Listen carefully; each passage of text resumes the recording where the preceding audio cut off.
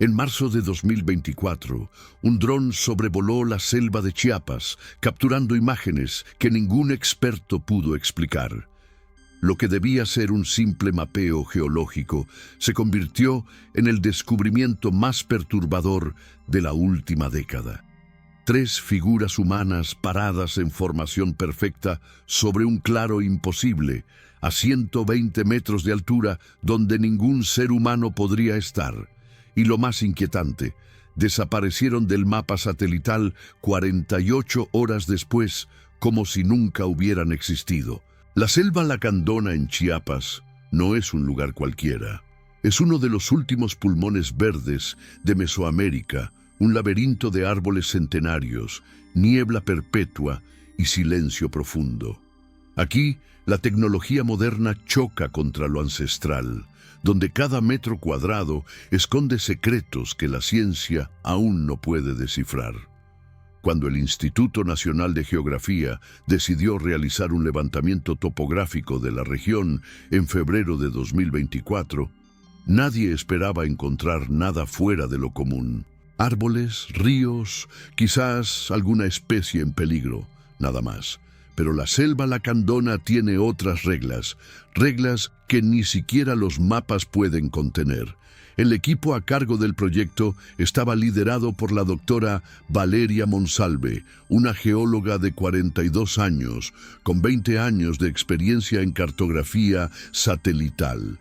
Valeria era metódica, escéptica por naturaleza, el tipo de científica que no aceptaba explicaciones sin evidencia sólida. Había trabajado en la Amazonía, en los Andes, en zonas remotas de Asia Central. Creía haber visto de todo. Junto a ella estaban 2 operadores de drones especializados. Miguel Ángel Torres, un ingeniero electrónico de 35 años conocido por su precisión técnica, y su asistente, una joven investigadora llamada Carolina Ruiz, de 28 años, quien manejaba el software de análisis de imágenes.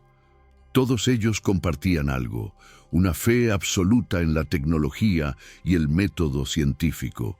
Eso cambiaría en cuestión de días. El campamento base se estableció en las afueras de la comunidad Lacandona de Najá, un pequeño poblado donde las tradiciones mayas aún dictan el ritmo de la vida. Los ancianos del lugar observaban con desconfianza los drones, esos pájaros de metal que volaban sin alas, que veían sin ojos. Uno de ellos, don Jacinto, un hombre de 70 años con el rostro marcado por el sol y la sabiduría de generaciones, se acercó a Valeria la primera noche. Le habló en un español entrecortado, mezclado con celtal. «No vuelen sobre el ombligo de la selva», dijo. «Allí vive lo que no debe ser visto». Valeria sonrió con cortesía, agradeció el consejo con respeto, pero no le dio importancia. Era el tipo de advertencia que había escuchado 100 veces en 100 lugares diferentes. Folclore, superstición, historias para turistas. Sin embargo, don Jacinto no bromeaba. Sus ojos mostraban algo que Valeria no reconoció en ese momento. Miedo genuino. Los primeros 5 días de trabajo transcurrieron sin incidentes. Los drones cubrieron aproximadamente 40 kilómetros cuadrados de selva, capturando imágenes de alta resolución que serían procesadas posteriormente. La rutina era simple.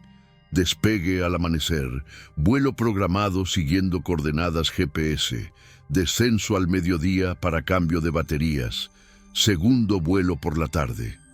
Todo estaba cronometrado, controlado, predecible. Miguel Ángel bromeaba diciendo que este era el trabajo más aburrido de su carrera. Carolina revisaba las imágenes cada noche, catalogando flora, identificando formaciones rocosas, marcando puntos de interés geológico. Nada extraordinario, nada que no pudiera explicarse con un libro de texto y un poco de paciencia. El 6º día, todo cambió. Era 14 de marzo de 2024, un miércoles nublado con amenaza de lluvia. El dron fue programado para sobrevolar una zona conocida localmente como El Silencio, un área de aproximadamente 8 kilómetros cuadrados que ni siquiera los cazadores locales visitaban.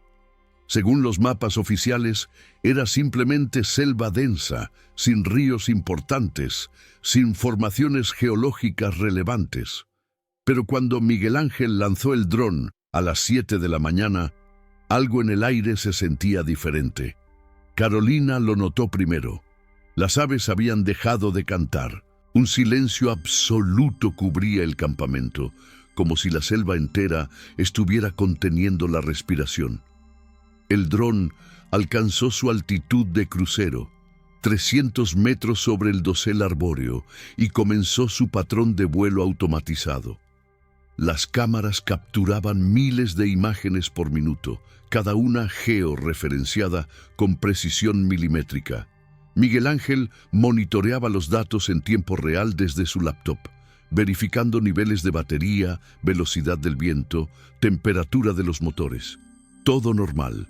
Valeria bebía café a su lado, revisando notas de campo, cuando escuchó a Carolina gritar. No fue un grito de sorpresa, sino de algo más profundo, algo primitivo. Valeria dejó caer la taza. Miguel Ángel congeló la imagen en su pantalla. Ahí estaba, en el centro exacto de un claro circular perfecto, 3 figuras humanas de pie, completamente inmóviles, mirando hacia arriba. Lo primero que pensó Valeria fue que debía ser un error del software, un glitch, píxeles mal interpretados. Pero Carolina ya estaba ampliando la imagen, ajustando contraste, verificando metadatos. No era un error. Las figuras eran reales, o al menos la cámara las había registrado como tales.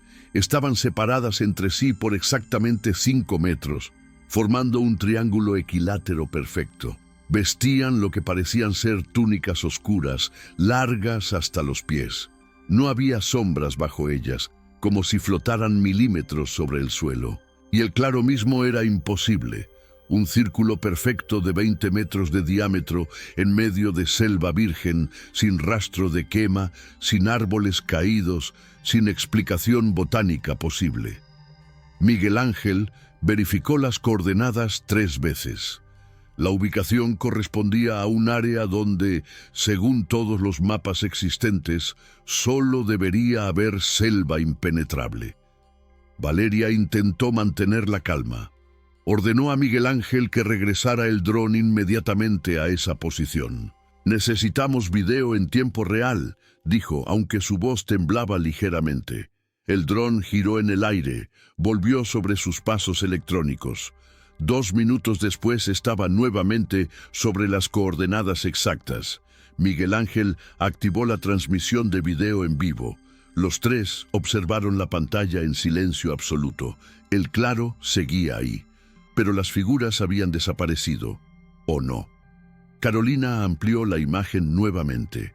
Ahora había 4 figuras, y estaban en posiciones diferentes, formando un cuadrado perfecto. «Esto no es posible», susurró Miguel Ángel. Valeria no respondió. No podía, porque en ese momento una de las figuras levantó el brazo lentamente y señaló directamente hacia el dron. La transmisión se cortó abruptamente. No hubo interferencia gradual, no hubo estática, simplemente pantalla negra. El dron perdió conexión. Miguel Ángel intentó restablecer el enlace, cambió frecuencias, reinició el sistema de control. Nada. 5 minutos después, el GPS del dron desapareció del mapa. Según todos los sistemas, el aparato ya no existía. Valeria corrió hacia la tienda de comunicaciones y activó el teléfono satelital. Necesitaba reportar esto. Necesitaba enviar las imágenes a la Ciudad de México. Necesitaba que alguien más las viera porque su mente racional estaba empezando a colapsar. Pero cuando intentó adjuntar los archivos, descubrió algo que heló su sangre. Las fotografías del claro habían sido borradas.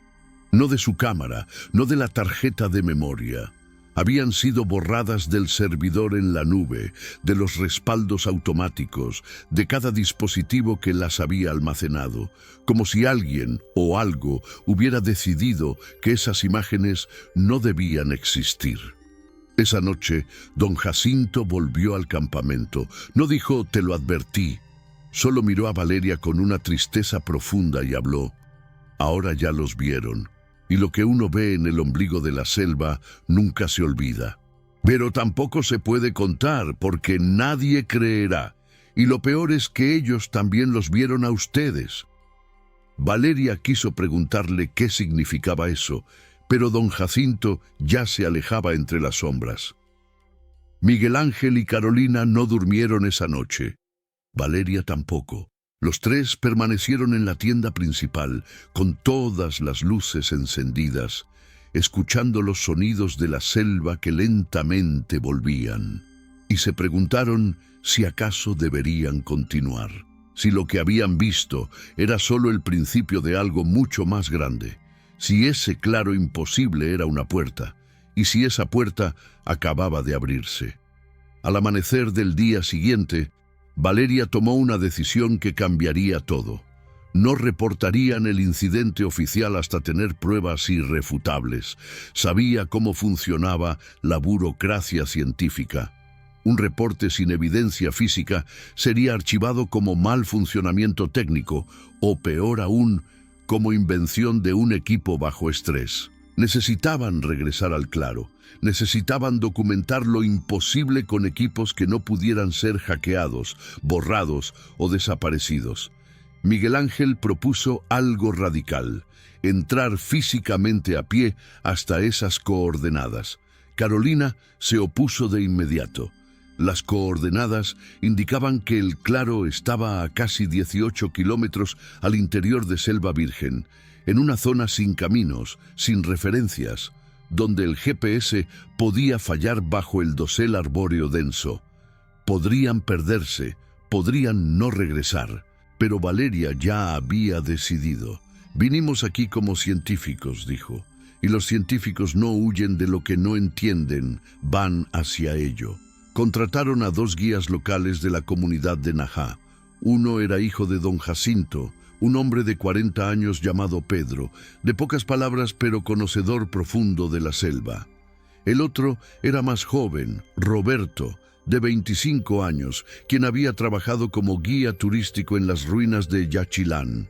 Cuando Valeria les mostró las coordenadas en el mapa, ambos intercambiaron miradas incómodas. Pedro habló primero. «Esa zona no tiene nombre en nuestro idioma», dijo. «Mis abuelos la llamaban Tzulik, el lugar donde el viento muere. Nadie va allí. Los animales tampoco». Roberto añadió algo inquietante. Hace 5 años, 2 biólogos extranjeros habían intentado explorar esa misma área estudiando jaguares. Entraron con equipo GPS, radios, suministros para 10 días. Salieron 3 días después, demacrados, sin equipo, negándose a hablar de lo que vieron. Uno de ellos desarrolló un tic nervioso que nunca desapareció. El otro dejó la biología y se hizo sacerdote. A pesar de las advertencias, el grupo partió el 16 de marzo al amanecer. Llevaban cámaras resistentes al agua, grabadoras de audio, 3 sistemas GPS independientes, brújulas de respaldo y suficiente comida para 4 días. Valeria insistió en documentar cada metro del trayecto. Carolina llevaba un cuaderno donde anotaba coordenadas cada 30 minutos, dibujaba mapas rudimentarios, registraba temperatura y humedad. Miguel Ángel llevaba 2 cámaras GoPro montadas en su mochila, grabando continuamente. La selva los tragó en cuestión de minutos. El mundo exterior dejó de existir, reemplazado por un universo vertical de troncos gigantescos, lianas gruesas como brazos humanos y una luz verde filtrada que convertía el mediodía en crepúsculo permanente.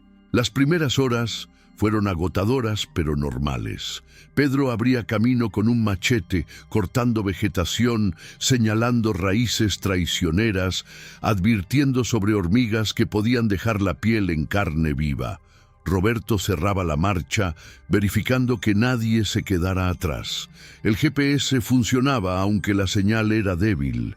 Valeria calculaba que a ese ritmo alcanzarían el claro en aproximadamente 8 horas de marcha. Pero al mediodía, algo extraño comenzó a suceder. La temperatura descendió abruptamente.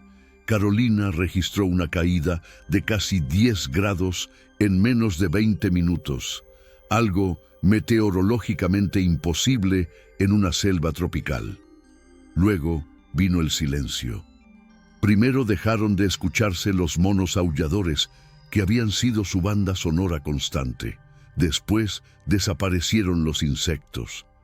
Finalmente, incluso el susurro del viento entre las hojas se apagó.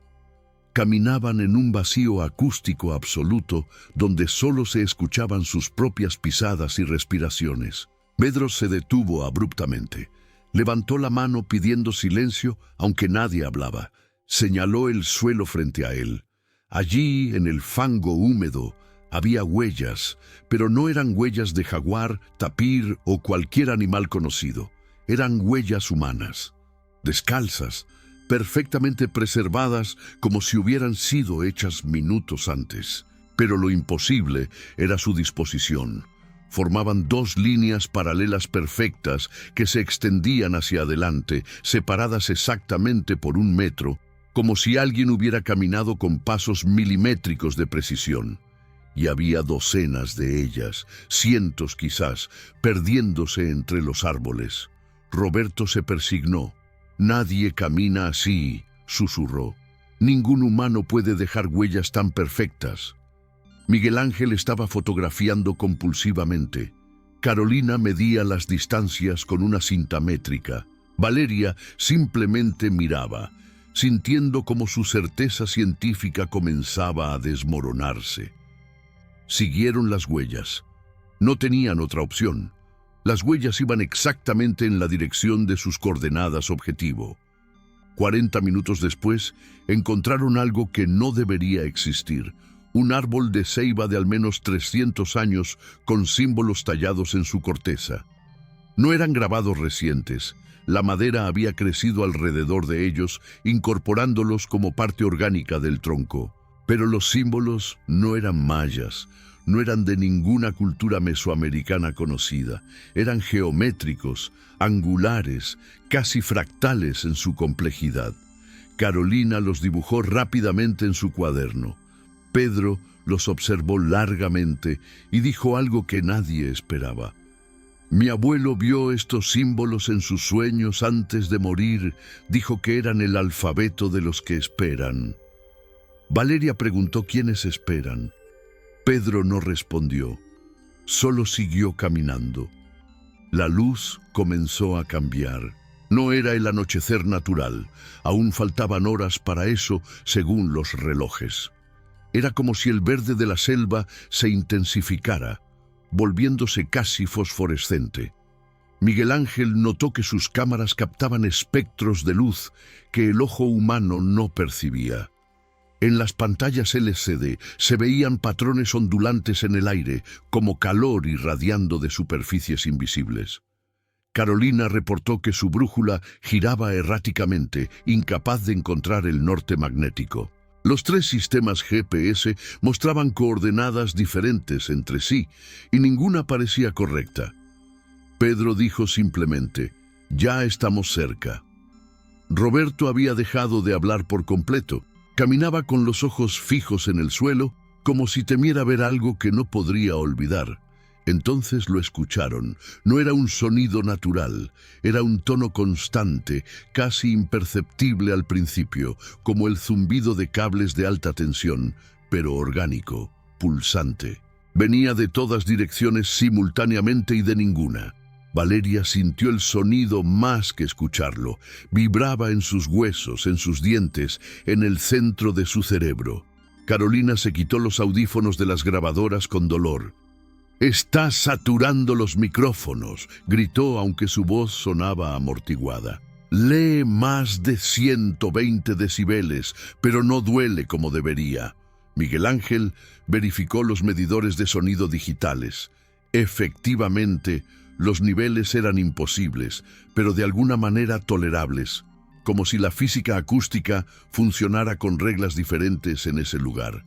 Atravesaron una cortina final de helechos gigantes y lo vieron. El claro. Era exactamente como en las fotografías del dron, pero estar allí físicamente era completamente diferente. El círculo perfecto de 20 metros se extendía ante ellos, el suelo cubierto de una hierba corta de un verde antinatural. No había árboles cortados en el perímetro, no había tocones, no había evidencia de que alguna vez hubiera habido vegetación ahí. Era como si la selva simplemente se hubiera rendido ante ese espacio, aceptando su existencia imposible. Y en el centro exacto del claro había algo que ninguna cámara de dron había captado. Un objeto. Era una estructura esférica de aproximadamente 2 metros de diámetro, suspendida a 1 metro del suelo sin soporte visible alguno. Su superficie era completamente negra, pero no era la negrura de un objeto pintado. Era la ausencia total de luz, como si absorbiera cada fotón que la tocaba. Carolina intentó fotografiarla, pero en las imágenes solo aparecía un vacío blanco, como si la cámara no pudiera procesar lo que veía. Miguel Ángel extendió su mano lentamente hacia la esfera. Valeria gritó «¡No!», pero era tarde. Sus dedos la tocaron y todo cambió. La esfera emitió un pulso. No fue sonido, no fue luz, fue algo que atravesó sus cuerpos como una onda de realidad distorsionada. Por un instante infinitesimal, Valeria vio todo. Vio la selva desde arriba como la vería un dron. Vio el campamento donde los esperaban. Vio la Ciudad de México a 2000 kilómetros de distancia. Vio el planeta completo como una esfera azul en el vacío. Y vio algo más. Vio el claro en diferentes tiempos. 50 años atrás, 100, 500, vio figuras encapuchadas, realizando rituales que no pertenecían a ninguna cultura humana. Vio la esfera siendo enterrada, desenterrada, estudiada, temida, adorada. Vio su propio futuro fragmentado en 1000 posibilidades simultáneas. Y luego, todo volvió a la normalidad con un chasquido que hizo sangrar sus narices. Miguel Ángel estaba en el suelo, inconsciente, pero respirando. Carolina lloraba sin control, susurrando números en voz alta, números que no tenían sentido, coordenadas de lugares que no existían. Roberto había desaparecido, simplemente ya no estaba con ellos. Pedro permanecía inmóvil en el borde del claro, mirando la esfera con una expresión que mezclaba terror y comprensión. Valeria se obligó a levantarse, a pensar, a actuar. Sacó su grabadora y comenzó a dictar todo lo que recordaba de esa visión imposible, cada detalle, antes de que su mente racional lo borrara como un sueño al despertar. Pero mientras hablaba, notó algo aterrador. Las palabras que salían de su boca no eran español. No eran ningún idioma humano conocido, y sin embargo entendía perfectamente cada palabra. Pasaron 4 horas en ese claro, aunque los relojes marcaban solo 30 minutos. El tiempo mismo parecía comportarse de manera diferente cerca de la esfera. Miguel Ángel recuperó la conciencia lentamente, desorientado, insistiendo en que había estado dentro de la esfera, caminando por corredores que se extendían infinitamente en su interior. Imposible. Carolina dejó de llorar eventualmente, pero sus ojos tenían una cualidad distante, como si una parte de ella permaneciera en otro lugar. Pedro fue el único que mantuvo algo parecido a la compostura. Se acercó a Valeria y le habló con una calma antinatural. Ahora entiendo por qué mi abuelo nunca quiso hablar de esto. No es que no creyeran, es que las palabras no pueden contenerlo. Roberto nunca regresó. Buscaron sus huellas, gritaron su nombre hasta quedar roncos, pero la selva se lo había tragado completamente, o algo peor. Valeria tomó la decisión de retirarse. Habían documentado suficiente, más de lo que cualquier mente racional podría procesar. Empacaron los equipos con manos temblorosas, verificaron que todas las cámaras siguieran grabando, que todas las grabadoras siguieran funcionando. Pero cuando intentaron alejarse del claro, descubrieron algo perturbador. No podían encontrar el camino de regreso. Los árboles que habían marcado con cinta naranja ya no tenían marcas. Las huellas que habían seguido para llegar habían desaparecido. El GPS continuaba mostrando lecturas erráticas. Era como si la selva hubiera reconfigurado su geografía mientras ellos estaban en el claro, o como si nunca hubiera existido un camino de entrada. Pedro intentó orientarse por el sol, pero el dosel arbóreo era tan denso que apenas penetraba luz. Usó técnicas ancestrales de navegación, leyendo musgo en los troncos, observando el flujo del agua en las hojas, escuchando el viento lejano. Después de 2 horas de marcha en lo que él juraba era la dirección correcta, llegaron a otro claro. Pero este era diferente, más pequeño, quizás 10 metros de diámetro, y en su centro había algo que detuvo sus corazones, una mochila moderna, de esas que usan los excursionistas profesionales. Estaba medio enterrada en el lodo, cubierta de musgo. Claramente llevaba años ahí. Miguel Ángel la reconoció por el logo casi borrado. Es una marca que solo se vendió entre 2018 y 2020, susurró. Valeria se arrodilló y la abrió con manos temblorosas. Dentro encontraron un pasaporte mexicano deteriorado, una libreta de campo con páginas pegadas por la humedad, una cámara digital que milagrosamente todavía tenía batería y un teléfono satelital oxidado. El pasaporte pertenecía a uno de los biólogos que Roberto había mencionado, el que desapareció en 2019. La libreta era casi ilegible, pero Carolina logró descifrar algunas frases. La esfera canta en frecuencias que reescriben el tiempo. Vi mi muerte 3 veces y cada vez fue diferente. Ellos no son guardianes, son prisioneros. La selva es la prisión y nosotros somos los nuevos guardias sin saberlo. La cámara contenía 200 fotos. Miguel Ángel revisó cada una con dedos temblorosos. Las primeras 50 mostraban trabajo de campo normal. Jaguares, monos, insectos. Luego comenzaban las anomalías. Árboles con geometrías imposibles, animales fusionados en formas quiméricas, cielos con 2 soles, y las últimas 20 fotos eran todas del mismo sujeto, una figura humana sin rostro de pie en diferentes puntos de la selva, siempre mirando hacia la cámara, acercándose un poco más en cada imagen. La última foto mostraba esa figura a menos de 1 metro, su no rostro ocupando todo el encuadre. El teléfono satelital contenía un solo mensaje grabado nunca enviado. Era un audio de 23 segundos. Valeria presionó play con manos que temblaban tanto que casi deja caer el dispositivo. La voz era la del biólogo desaparecido, pero sonaba distorsionada, como si hablara desde el fondo de un pozo lleno de agua. A quien encuentre esto, la esfera no es tecnología, es un ser vivo. O era, ahora es una tumba. Y nosotros somos el epitafio. No intenten entenderla, no intenten moverla, solo documenten y olviden. Si pueden, yo ya no puedo. Veo el claro cuando cierro los ojos, veo las figuras y empiezo a entender su lenguaje. Dios mío, empiezo a entenderlas. Y cuando termines de entender, dejas de ser humano. Corran, corran mientras aún recuerden por qué deberían correr. El mensaje terminó con un sonido que ninguno pudo identificar, algo entre risa, llanto y el canto de ballenas. Pedro dejó caer el teléfono.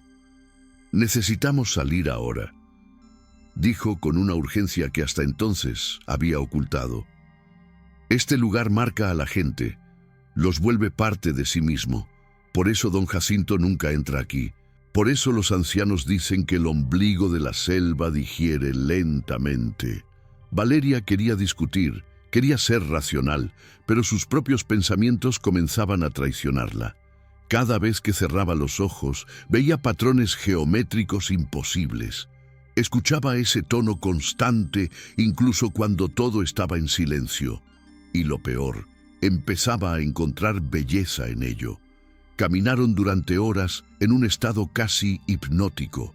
La selva parecía repetirse, como si estuvieran atrapados en un loop geográfico. Pasaban junto al mismo árbol caído 3 veces. Cruzaban el mismo arroyo en 5 ocasiones. Carolina comenzó a reír histéricamente. «No estamos perdidos», dijo entre carcajadas que sonaban más a sollozos. «La selva nos está probando, o jugando con nosotros, o digiriendo, como dijo Pedro». Miguel Ángel revisó compulsivamente sus cámaras. Las grabaciones mostraban cosas que él no recordaba ver. Sombras que se movían contra la dirección de la luz, rostros formándose brevemente en la corteza de los árboles y en un frame particularmente perturbador, su propio reflejo mirándolo desde un charco que nunca habían cruzado. El segundo anochecer los encontró completamente perdidos. Montaron un campamento improvisado bajo una ceiba gigantesca. Encendieron una fogata más por confort psicológico que por necesidad. La temperatura era cálida, sofocante incluso. Pero la luz del fuego mantenía algo a raya, algo que todos sentían, pero nadie quería nombrar. Pedro montó guardia voluntariamente. Valeria intentó dormir, pero cada vez que cerraba los ojos, veía el claro, la esfera, las figuras encapuchadas que el dron había fotografiado. Y en sus sueños, las figuras le hablaban, no con palabras, sino con conceptos que se implantaban directamente en su mente. La esfera era un archivo, un mensaje de una civilización que existió antes de que la humanidad aprendiera a caminar erguida. Una advertencia, o quizás una invitación, dependiendo de quién la interpretara. A medianoche, Carolina gritó. Todos se despertaron de golpe. Ella señalaba hacia la oscuridad más allá del círculo de luz de la fogata. Allí, entre los árboles, había luces. No eran luciérnagas ni linternas. Eran orbes de luz azul verdosa que flotaban a altura de pecho humano, moviéndose con intención clara, formando patrones. Miguel Ángel contó 13 de ellas. Permanecieron inmóviles durante casi 5 minutos, simplemente observándolos. Luego, como respondiendo a una señal invisible, comenzaron a moverse en formación, alejándose lentamente. Pedro dijo algo que heló la sangre de todos. «Nos están mostrando el camino». Valeria preguntó cómo podía estar seguro. «Porque así es como encontré la salida la última vez», respondió. Y todos se dieron cuenta de que Pedro había estado aquí antes, que don Jacinto no le había advertido por historias de segunda mano, que los lacandonés habían estado guardando este secreto durante generaciones. Siguieron las luces.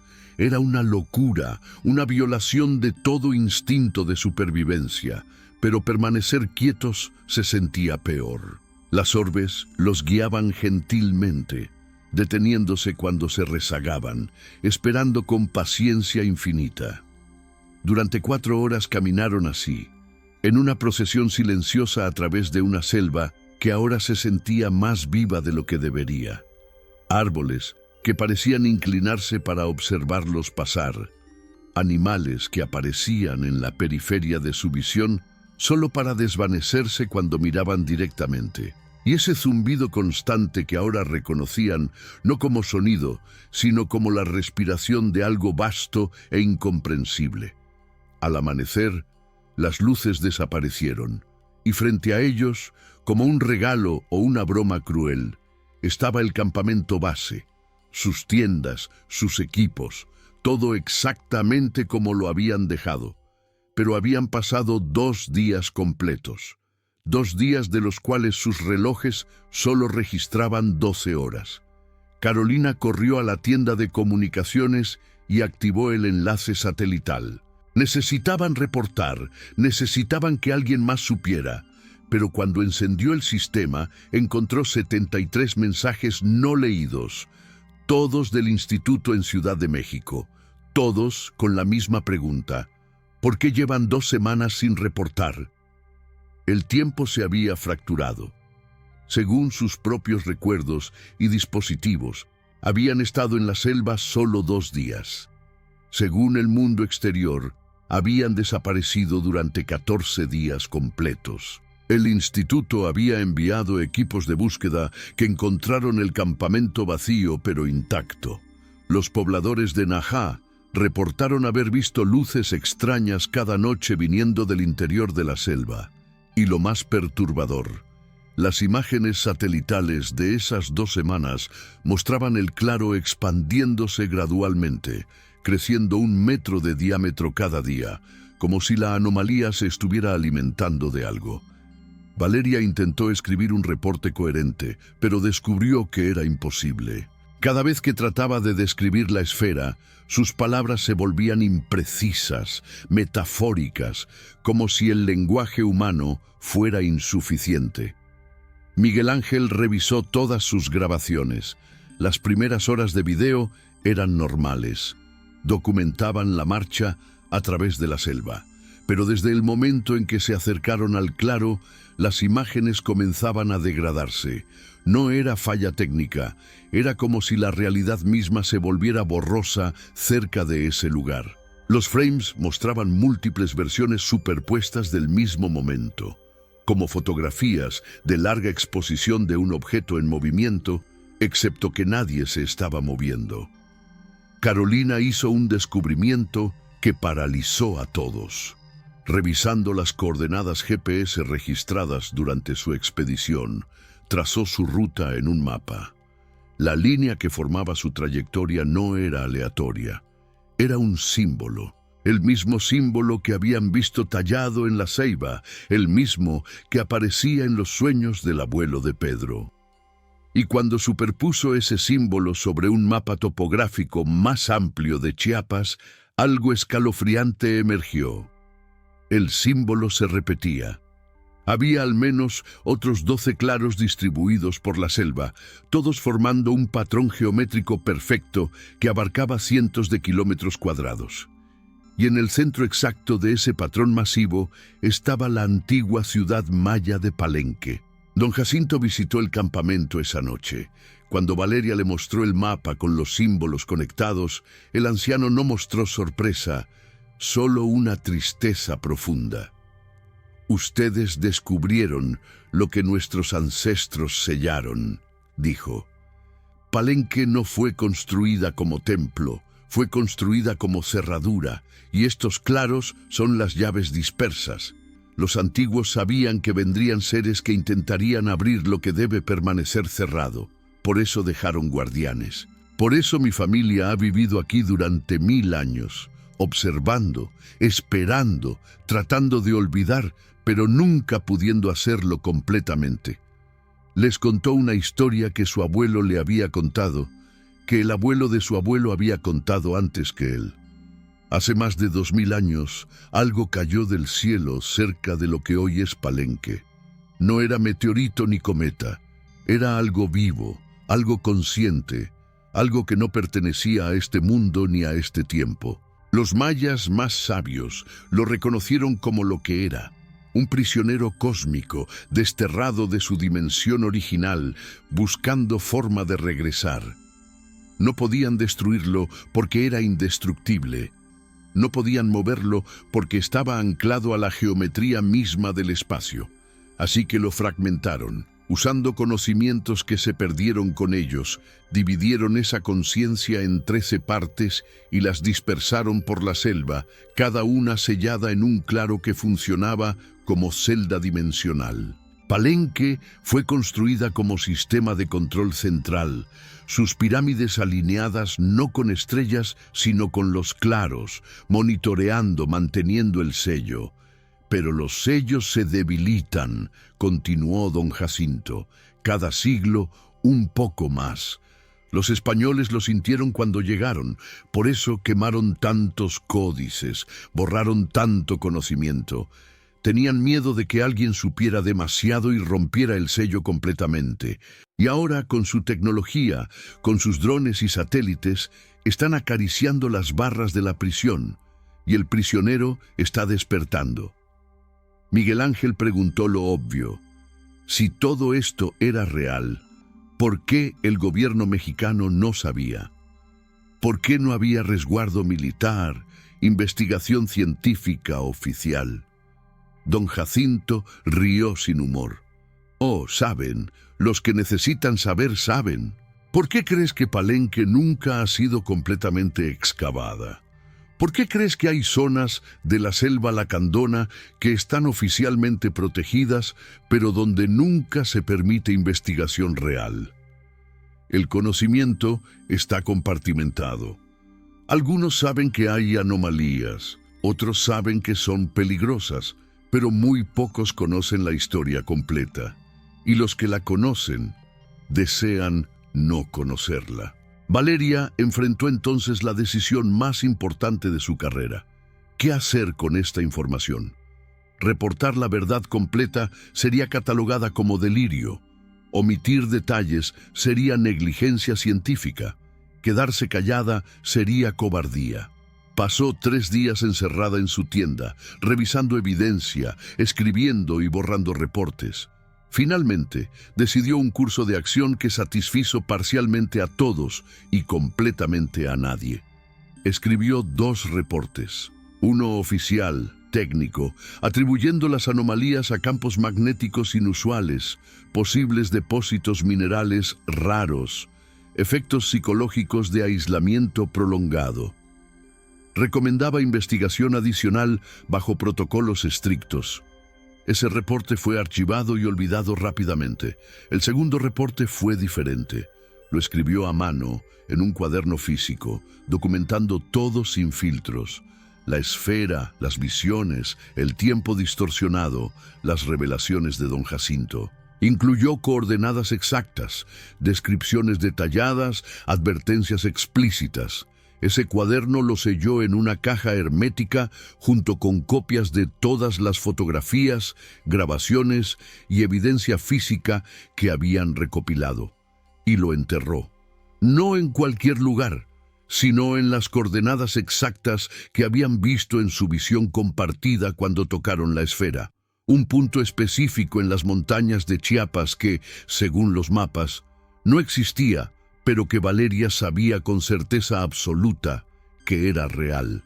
Algún día, escribió en la última página del cuaderno, alguien encontrará esto, quizás en 10 años, quizás en 100, y cuando lo encuentre, sabrá que estaba destinado a encontrarlo, porque el claro llama a ciertas personas, a los que pueden ver más allá de lo evidente, a los que no tienen miedo de lo desconocido o, más precisamente, a los que tienen miedo pero caminan hacia ello de todas formas. A esa persona le digo, lo que documentamos no fue alucinación colectiva, no fue mal funcionamiento de equipos, fue real, es real y está esperando. No sé si es amenaza o oportunidad, no sé si deberíamos estudiarlo o sellarlo para siempre. Solo sé que existe y que la ignorancia no nos protegerá de ello. El equipo se disolvió después de eso. Miguel Ángel dejó la cartografía y se mudó a Monterrey, donde trabaja en diseño gráfico, creando mapas ficticios para videojuegos. Nunca volvió a volar un dron. Carolina completó su doctorado, pero cambió su tema de tesis completamente. Ahora estudia arqueología submarina en el Caribe, lo más lejos posible de cualquier selva. Sufre de insomnio crónico. Dice que cada vez que duerme profundamente, sueña con el claro expandiéndose. Pedro continúa en Najá, asumiendo el rol de su padre como guardián silencioso del conocimiento prohibido. Y don Jacinto murió 6 meses después, en paz, habiendo finalmente compartido el peso de su secreto generacional. Valeria regresó a la Ciudad de México, pero nunca volvió a ser la misma. Sus colegas notan que a veces, en medio de una conversación, se queda mirando al vacío como si estuviera escuchando algo que nadie más puede oír. Ha rechazado todas las ofertas de volver a trabajar en campo. Ahora enseña en la universidad clases introductorias de geología donde puede controlar cada variable, donde las rocas se comportan según leyes predecibles. Pero cada 14 de marzo, el aniversario de su primer día en el Claro, revisa imágenes satelitales de la selva lacandona y cada año nota que el Claro es un poco más grande, 1 metro más de diámetro, expandiéndose lenta pero inevitablemente. Hace 3 meses recibió un paquete anónimo. Dentro había una USB y una nota escrita a mano que decía simplemente «Usted entenderá». La USB contenía imágenes de dron tomadas en febrero de 2024, justo antes de que su equipo llegara a Chiapas. Las imágenes mostraban el Claro perfectamente circular, perfectamente vacío, pero en el metadato de las fotos, oculto en el código, había algo más. Coordenadas de otros 11 claros, cada uno creciendo al mismo ritmo, cada uno con su propia esfera negra suspendida imposiblemente, y un mensaje final en los datos X y F. Cuando los 13 alcancen 30 metros de diámetro, se fusionarán. Calculamos que eso sucederá en 2031. ¿Qué hacemos entonces? Valeria no sabe quién envió el paquete. No sabe si es advertencia o invitación. Lo que sabe es que el Claro sigue creciendo, que la esfera sigue cantando en frecuencias que reescriben el tiempo y que ella, de alguna manera, se ha convertido en parte de esta historia. Los guardianes no se eligen, se reconocen. Y cuando miró las imágenes del dron por 100ª vez, notó algo que nunca había visto antes. En una de las fotos, reflejado tenuemente en la superficie de la esfera, había un rostro, su propio rostro, pero más joven, como si la foto fuera de hace 20 años, y detrás de su reflejo, apenas visible, 3 figuras encapuchadas la observaban. Si estás leyendo esto y trabajas en imágenes satelitales, si estudias anomalias geográficas, si alguna vez has sentido que la selva te llama, revisa tus datos, busca círculos perfectos donde no deberían existir, y si los encuentras, decide cuidadosamente tu próximo paso, porque una vez que ves el Claro también te ve a ti. Valeria Monsalve, geóloga, guardiana involuntaria de lo que no debería ser descubierto. Esta es mi historia, esta es nuestra advertencia. ¿Qué harás con ella? No olvides suscribirte a Ecos del Silencio para más historias que desafían la realidad, porque la verdad, a veces, es más extraña y más aterradora que cualquier ficción que podamos imaginar. Y esta verdad, en particular, aún no ha terminado de revelarse.